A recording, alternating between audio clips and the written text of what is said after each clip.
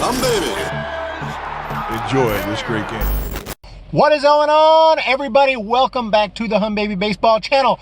And today, first of all, I do want to once again congratulate Dodgers fans, my subscribers especially, for your championship. It is, to me, a true championship. There's been some debate on that going on, but to me, as far as I'm concerned, absolutely. I mean, you guys make the playoffs every year, and this year you rolled through the playoffs, and you did it. So sure, there were some injuries here and there. It was a shortened season and there were some people opting out, but you know what? It's not that. I wouldn't say, if I thought that this title was asterisk bullcrap title, I would say so. And I thought coming into the season that might happen if we saw a whole bunch of opt-outs, a whole bunch of people getting coronavirus and falling off the roster, and we had a bunch of minor league AAA rosters, then sure, I'd be like, I don't know if we can count that. Okay, that's just whatever. That was a weird title.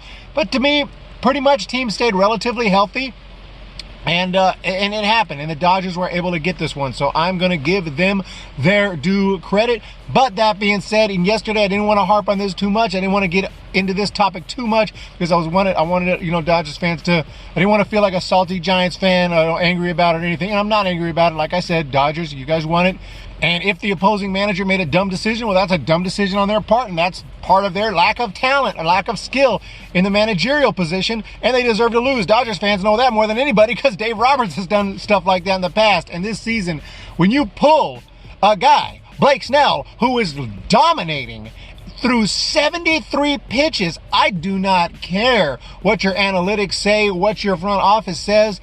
That is insane. The Rays, no, they couldn't hit offensively, but they found a way to put a run on the board. You had a run on the board. You had a 1-0 lead. To go out there, you were in a position to win that game if Snell could give you 7, 8 shutout innings, maybe even 9. Maybe just let him throw a damn shutout. But if you get to the 8th or 9th, and then it's a lot easier for your bullpen to go out there and finish it. But when you pull him early like that, after 73 pitches, and you're going to rely on that bullpen that hasn't been that great in the postseason, it's a great bullpen, but Anderson, for example, hasn't been that great.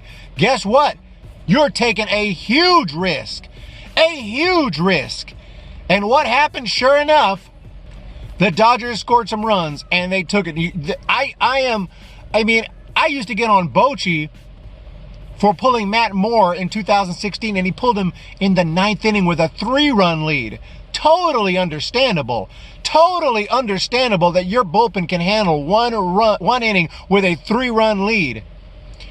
But no, I apologize, Bruce Bochy. That was a very, although I wanted him to keep Matt Moore in, it's a very understandable decision compared to this. What?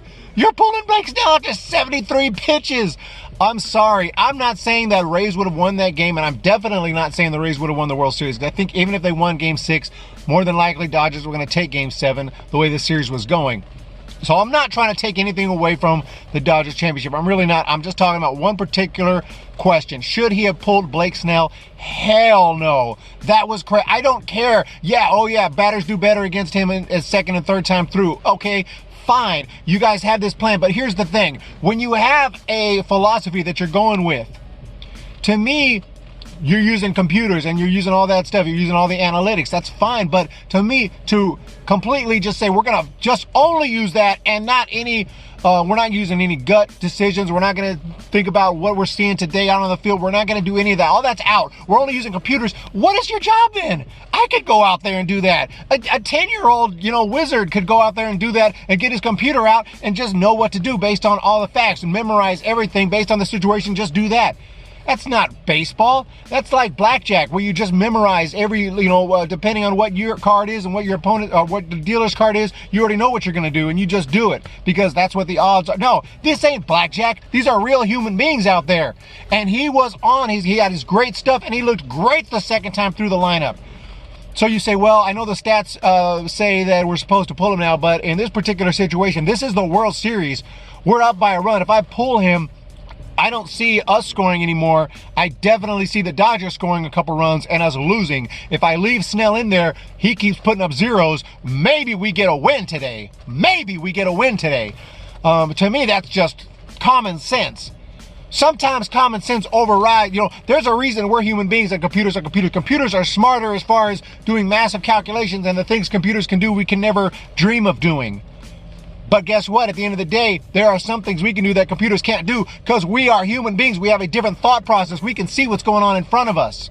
A computer can only take data and spit out something and say, oh, this is what, this data equals. Okay, fine. We'll take that into consideration. But at the same time, if you're a manager, you're supposed to be there for your managerial talent, and you're supposed to use that knowledge and talent and all your years of baseball knowledge to make a proper decision based on that particular game, based on that particular day and that situation. Pulling Blake Snell is insane after 72. If he was at 100 pitches, okay. Still some criticism, but okay. 73 pitches. What a crazy move. That's just my take on it. Let me know your take down below in the comments section. And I want to take this opportunity to thank everybody for your support during this season. It's been a lot of fun. It's been a crazy year. Dodgers, again, you guys are champions. In my opinion, there's no asterisk. Absolutely, you are champions.